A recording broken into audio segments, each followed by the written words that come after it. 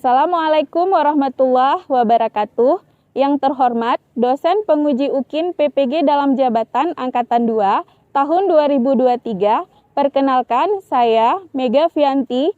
Saya guru biologi di MAN 3 Bener Meriah, Kabupaten Bener Meriah, Provinsi Aceh. Sekaligus mahasiswa PPG dalam jabatan Angkatan 2 tahun 2023, Universitas Muhammadiyah Malang, NIM 2023 1063 1011 340. Hari ini Kamis 30 November 2023, saya akan melaksanakan praktik pembelajaran untuk memenuhi uji kinerja PPG dalam jabatan Angkatan 2 tahun 2023 dengan materi hereditas pada manusia, submateri kelainan dan penyakit genetik pada manusia untuk fase F kelas 12. Mohon saran dan masukan dari Bapak Ibu penguji untuk perbaikan pembelajaran di masa yang akan datang, agar dapat memberikan yang terbaik untuk peserta didik. Demikian, wassalamualaikum warahmatullahi wabarakatuh.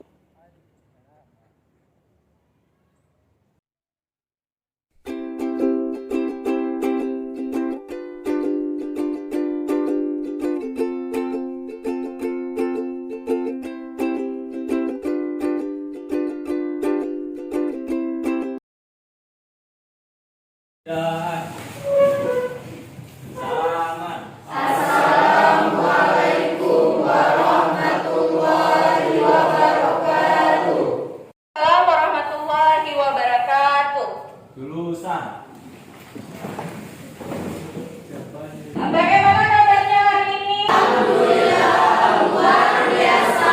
Allahu Akbar. Silahkan yang memimpin doa. Memulai pembelajaran kita pada hari ini, sebaiknya kita berdoa bersama. Berdoa mulai.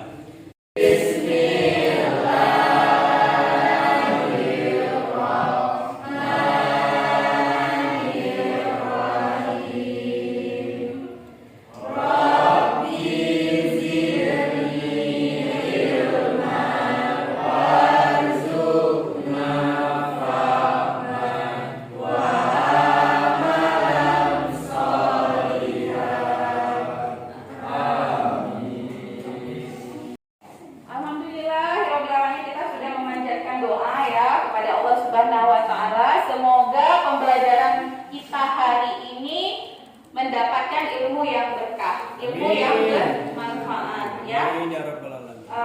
Baik, selanjutnya Ibu akan mengecek kehadirannya dulu ya. Semuanya hadir apa tidak ini hari ini? Tidak ya. Jadi baik, Ibu akan panggilkan namanya satu persatu seperti biasa. Tetapi kali ini kita akan coba untuk menyelinginya dengan ice breaking. Ya. Jadi caranya ice breakingnya, ketika Ibu panggil nama, nanti kalian harus mengucapkan kalimat aku harus apa gitu ya. Ya, kalian lengkapi kalimat itu dengan kata-kata yang positif. Paham ya? Nah, itu tertuju untuk diri kalian sendiri. Ya. Kita mulai presensinya. Ibu awali dari Ahmad Zairabi. Ada Ahmad Zairabi? Aku harus rajin belajar. Oke, bagus motivasinya. Kemudian siapa? Rido Satria. Aku harus sukses. Oke.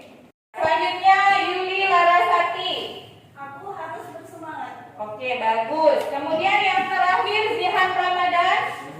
Saya harus rajin sholat. Oke, baik. Tepuk tangan untuk kalian semua. Ya.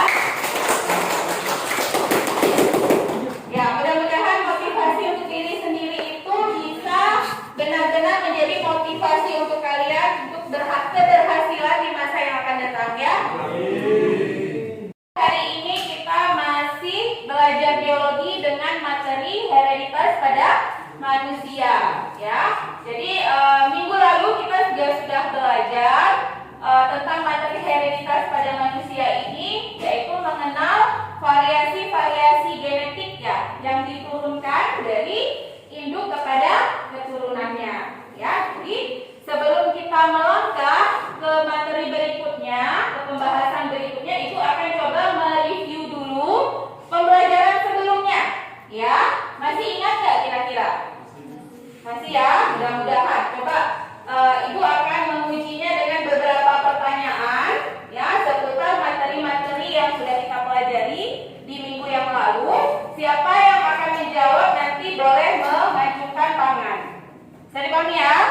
Baik, kita mulai.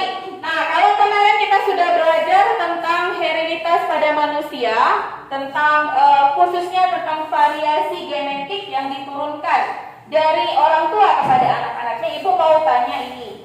Apa contoh-contoh variasi genetik atau sifat-sifat yang diturunkan itu dari orang tua kepada anak-anaknya? Siapa bisa menjawab? Ya, silakan Nurul Isma.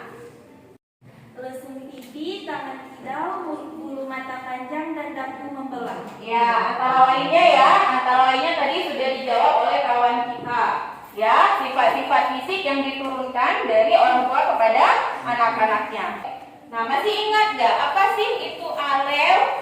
Kemudian pembagian alel apa saja? Silakan, ada yang bisa menjawab? Ya, Saskia. Silakan Saskia. Alel adalah pasangan gen dalam kromosom. Ya. Pembagian alel yaitu 1. Alel homozigot dominan, 2. Alel heterozigot, dan 3. Alel homozigot resesif.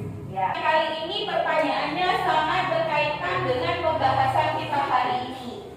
Apa itu autosom dan apa itu gonosom? Silakan. Ya, Dara, silakan Dara.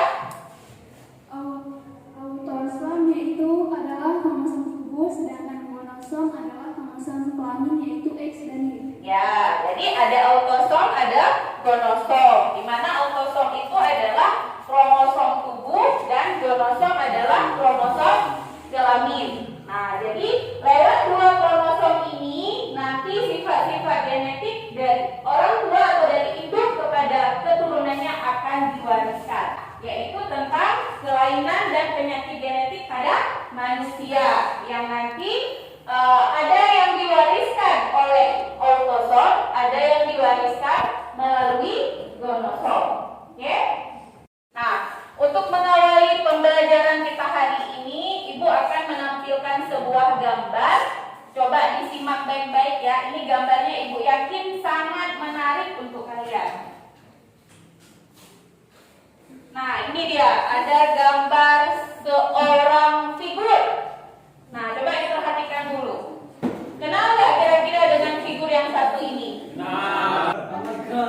Pastinya adalah salah satu artis Bollywood ya. Namanya tahu nggak? Siapa yang tahu namanya? Nggak hafal ya namanya ya? Oke, nggak masalah. Nah, yang penting di sini dari gambar yang kalian perhatikan ini, dari foto figur ini, ada nggak sesuatu yang menarik perhatian kalian? Ada. Siapa mau jawab? Tangannya. Kenapa dengan tangannya, Dara? Ada memiliki sedikit kecacatan. Oh iya, pada bagian tangannya ini menurut Dara sebelah sini ya, pada bagian jempolnya itu ada sedikit kecacatan, kata Dara ya. Oke, betul nggak kira-kira? Betul ya? Nah, nanti kita akan cari tahu apa nama kelainan atau penyakit genetik yang dialami oleh sosok di dalam gambar ini. Ya, untuk selanjutnya Ibu akan sampaikan dulu tujuan pembelajaran kita hari ini. Ini bisa kalian simak di layar ya. Jadi tujuan pembelajaran kita hari ini berkaitan dengan kelainan dan penyakit genetik tadi, yaitu menganalisis pola-pola hereditas pada manusia terkait kelainan dan penyakit genetik berdasarkan studi kasus dalam berbagai aspek kehidupan dan menyajikan data hasil analisis dari berbagai sumber tentang kelainan dan penyakit genetik pada manusia yang menjadi parameter bagi kalian untuk mengukur sudah paham atau tidak dengan materi kita hari ini ya, dengan pembelajaran kita hari ini. Yang pertama yaitu kalian nanti harus mampu menganalisis kelainan dan penyakit genetik pada manusia. Apalagi jika memang dalam sebuah keluarga itu terdeteksi ada suatu kelainan atau penyakit menurun. Nah, bagaimana cara memutuskan rantai penyakit itu agar tidak diwariskan ke generasi selanjutnya? Itu ya. Jadi nanti kita akan cari solusinya apa saja. Kemudian yang ketiga, kalian harus mampu menyajikan data hasil studi kasus sederhana tentang kelainan dan penyakit genetik pada manusia, baik yang diwariskan oleh autosom dan gonosom. Ya, untuk selanjutnya pemahaman bermakna. Nah, jadi ini adalah sesuatu yang penting. Untuk belajar materi ini kalian itu harus paham apa sih manfaatnya, apa sih maknanya atau manfaat yang kalian bawa ke kehidupan sehari-hari. Manfaat mempelajari materi ini yaitu kalian nanti akan memahami jenis-jenis kelainan dan penyakit menurun pada manusia. Ya, sehingga kalian itu nanti mampu merunut. Tahu kan merunut? Kemudian memprediksi kelainan dan penyakit bawaan tersebut dalam silsilah keluarga kalian masing-masing. Kalian nanti akan bisa melakukan usaha-usaha dalam rangka memperbaiki mutu genetika dalam silsilah keluarga kalian. Ya kan? Bagaimana caranya supaya rantai penurunan penyakit genetik ini bisa di stop, bisa dihentikan. Bisa nggak kira-kira? Bisa, ada caranya. Ya? Oke, baik.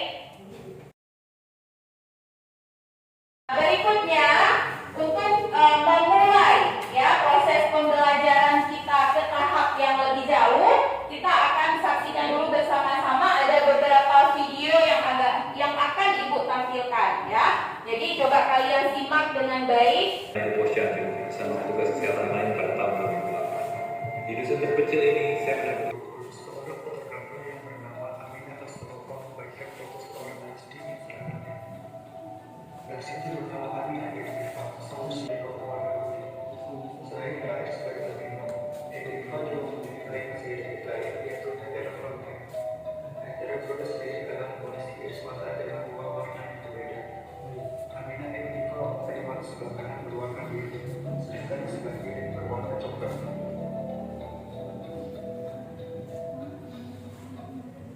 Oke, sudah disaksikan ya videonya ya. Ada video yang sudah Ibu munculkan ya. Mungkin video terakhir kalau bagi Ibu pribadi itu yang paling menarik ya. Tugas kalian sekarang adalah coba kalian temukan masalah yang ada di ketiga video itu. Berarti masalahnya yang berkaitan dengan albino, ya kan?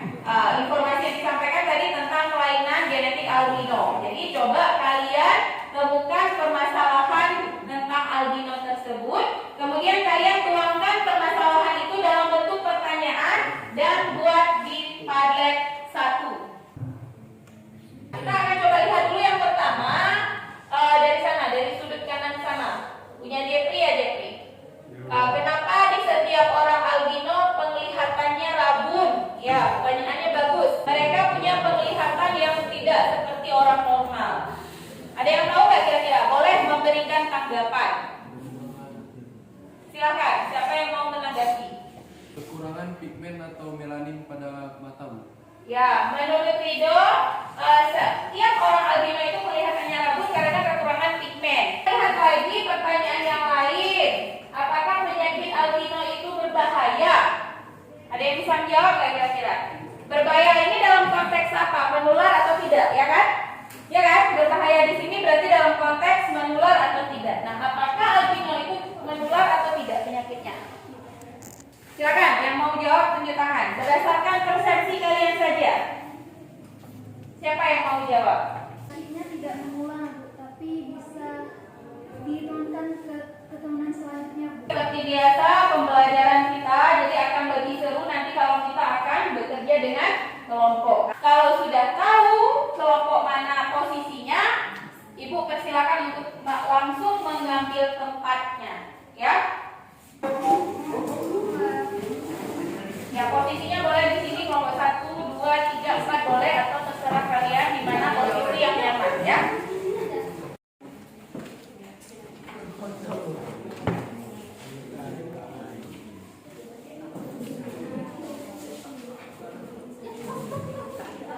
Nah, kalau sudah ada LKPD di setiap kelompok, silakan diperhatikan LKPD-nya, ya. Kalian cek langkah-langkah kerjanya, kalian pahami dengan baik, ya. Kalau ada yang tidak dipahami, silahkan ditanyakan. Ibu akan coba membagi kelompok saja ya. Jadi karena kita punya 4 kelompok, maka 2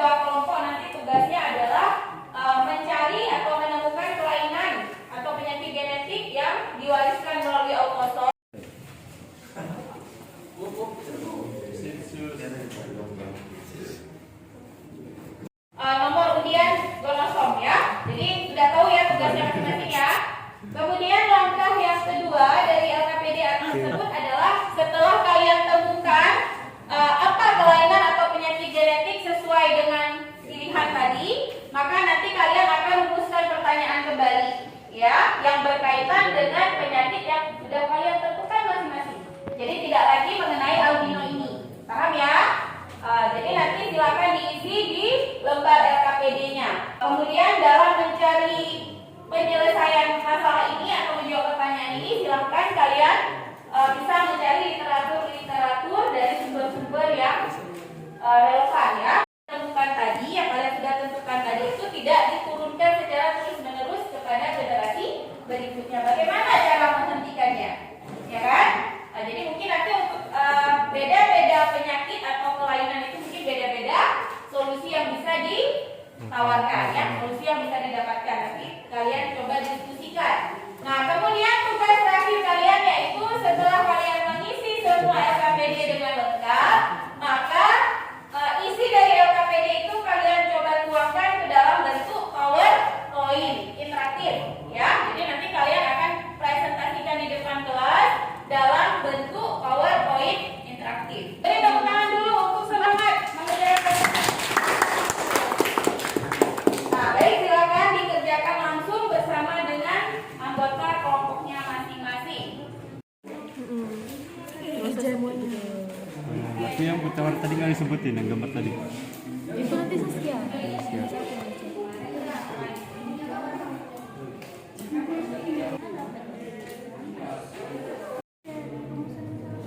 Ya, jadi kan nanti temukan apa kelainannya, kemudian cari permasalahan yang munculkan dalam bentuk pertanyaan dari kelainan itu. Nah, setelah ada pertanyaan-pertanyaannya, tinggal kalian jawab pertanyaan itu. Jadi mencari jawabannya nanti bisa dari literatur lain ya.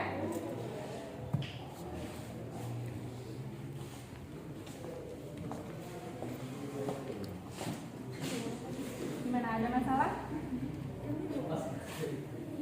Oh, ini berarti maksudnya ini diwariskan melalui apa? Tadi kalian dari undian dapatnya apa? Autosom, Bu. Ini berarti ya.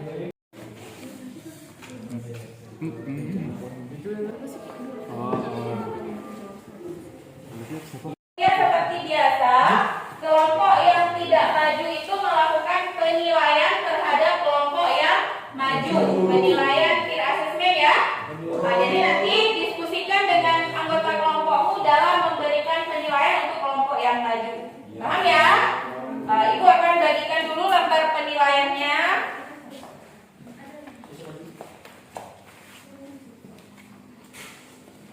Jadi tugasnya sudah paham ya, untuk satu kelompok itu akan menilai 3 kelompok yang lain ya. Ya, Bu. Thalassemia adalah mutasi sel DNA pada sel darah merah yang terdiri dari rantai alfa dan beta. Fenotip dan fenotipe thalassemia adalah sebagai berikut. Selanjutnya adalah contoh diagram persilangan thalassemia.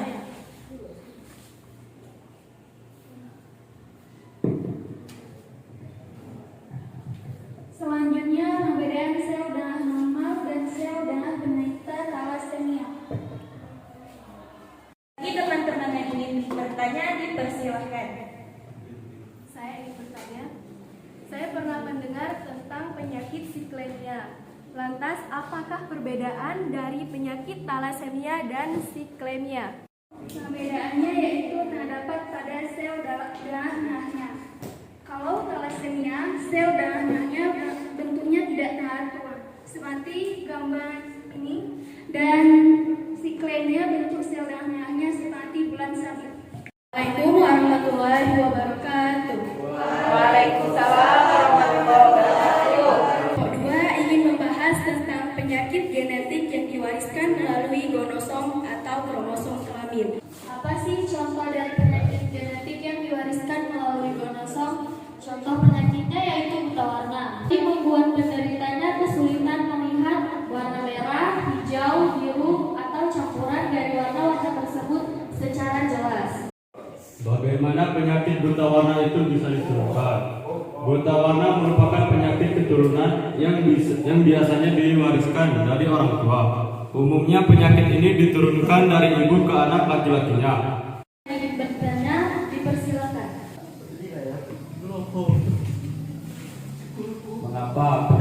buta warna itu hanya diturunkan dari ibu kepada anak laki-lakinya? Kenapa tidak kepada anak perempuannya? Karena penyakit buta warna ini hanya terpaut pada kromosom X, di mana kromosom X ini hanya dimiliki oleh wanita, sehingga wanita ini hanya bersifat pembawa yang nantinya akan menurunkan gen buta warna kepada anak laki-lakinya. Hemofilia.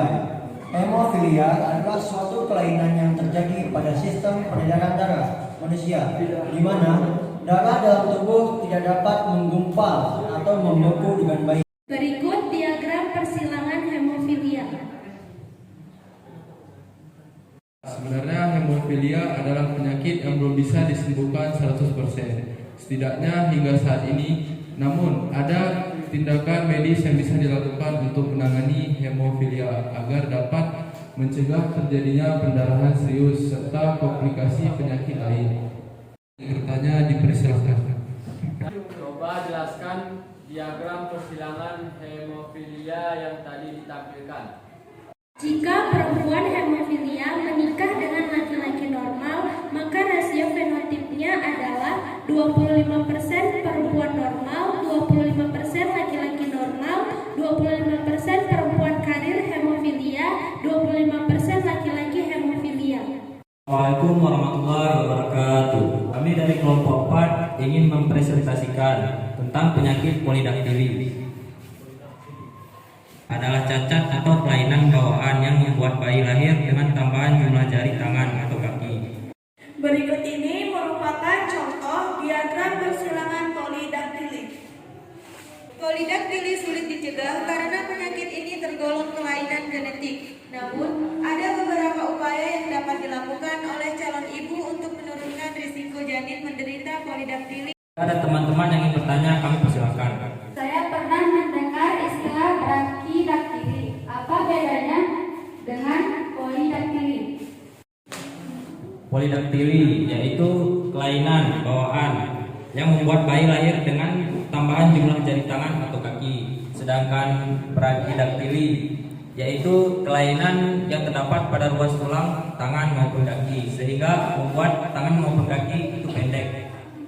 Ya, dari kelompok kami, assalamualaikum warahmatullahi wabarakatuh. Tadi semua kelompok sudah maju empat-empatnya untuk mempresentasikan hasil kerja kelompoknya ya tentang kelainan-kelainan dan penyakit genetik yang ada pada manusia, baik yang diwariskan melalui gonosom ataupun autosom. Sebenarnya ini masih banyak sekali kelainan-kelainan atau penyakit genetik lain ya yang belum sempat terbahas di sini. Nanti ibu akan coba berikan bahan ajarnya, bisa kalian pelajari di sana ya. Nah, berikutnya kita akan coba evaluasi dulu proses dan hasil pemecahan masalah yang sudah dilakukan oleh tiap kelompok. Artinya di sini kalau misalkan ada informasi-informasi yang masih belum jelas dari hasil presentasi keempat kelompok tadi, boleh silahkan ditanyakan kembali ya. Kemudian mungkin ada pertanyaan-pertanyaan yang tadi diajukan ke kelompok yang maju tapi belum terjawab ya, ataupun jawabannya mungkin masih belum memuaskan ya, itu bisa kembali ditanyakan ya. Kira-kira ada yang masih kurang jelas informasi yang didapatkan? Silakan Saskia, silakan Saskia. Bagaimana yang dikatakan karir itu? Seperti yang sudah kalian lihat di penjelasan tiap kelompok itu, hanya ada istilah wanita karir, ya kan? Tidak ada pria atau laki-laki karir. Nah, karir itu dinamakan dengan sifat pembawa.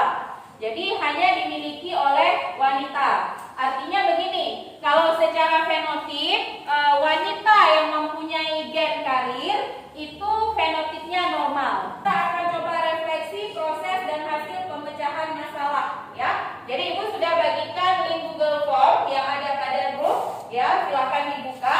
Ini refleksinya secara berkelompok ya. Jadi kalian akan merefleksi proses dan hasil pemecahan masalah yang kalian lakukan per kelompok.